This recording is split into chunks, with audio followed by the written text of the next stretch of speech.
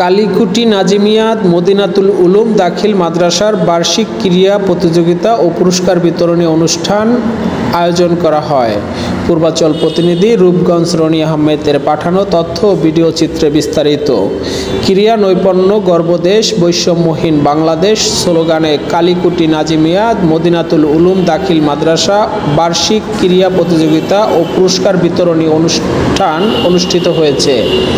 সকাল ৮ ঘটিকায় কালীকুটি নাজিমিয়া মদিনাতুল উলুম দাখিল মাদ্রাসার মাঠ প্রাঙ্গণে জাতীয় পতাকা উত্তোলন ও পায়রা উড়িয়ে অনুষ্ঠানের শুভ উদ্বোধন ঘোষণা করেন সাধারণ সম্পাদক নাগরিক ইউনিয়নের বিএনপি কালীগঞ্জ এবং গাজীপুর মোহাম্মদ জাহাঙ্গীর আলম পলাশ।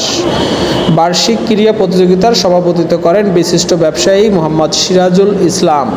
প্রধান অতিথি হিসাবে ছিলেন সভাপতি নাগরিক ইউনিয়ন বিএনপির কালীগঞ্জ গাজীপুর এবং আব্দুর রহিম সরকার, বিশেষ অতিথি ও সাংগঠনিক সম্পাদক নাগরিক ইউনিয়ন যুবদল মোহাম্মদ আলমগীর হোসেন এবং সভার সহ সভাপতি ১ নং ওয়ার্ড বিএনপির মোহাম্মদ রাসেল ভুইয়া।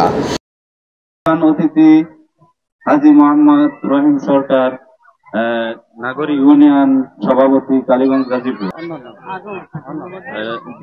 বিশেষ অতিথিবৃন্দ, আজকে অনুষ্ঠানের মাদ্রাসার শিক্ষকবৃন্দ এবং আমন্ত্রিত অতিথিবৃন্দ, সবাইকে আমার সালাম, আসসালামু আলাইকুম। ওয়ালাইকুম আসসালাম ওয়া রাহমাতুল্লাহ। আজকে অনেকদিন পর এই মাদ্রাসার অনুষ্ঠানে মঞ্চে এসেছি, তার জন্য অনেক ধন্যবাদ। একটা অনুষ্ঠান করতে পেরেছি।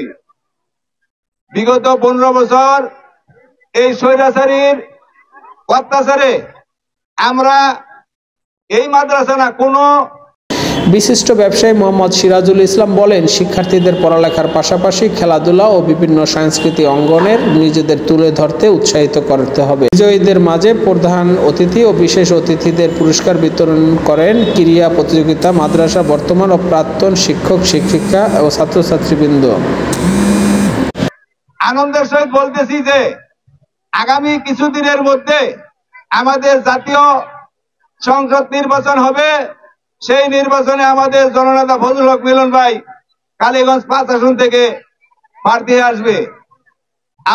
আপনারা সকলে যদি আমাদের ফজলুল হক মিলন ভাইকে ধানের শীষে ভোট দিয়ে জয়যুক্ত করেন, তাহলে আমরা এই মাদ্রাসায় বিগত দিনে যেভাবে উন্নয়ন হয়েছে, যেমন উন্নয়ন হয়েছে, আমাদের সাবেক স্বরাষ্ট্রমন্ত্রী ছিলেন মতিন চৌধুরী সাহেব, আমি যতটুকু জানি উনি আপনাদের ওই পুরানা বিল্ডিংটা উনি করে দিয়েছিল।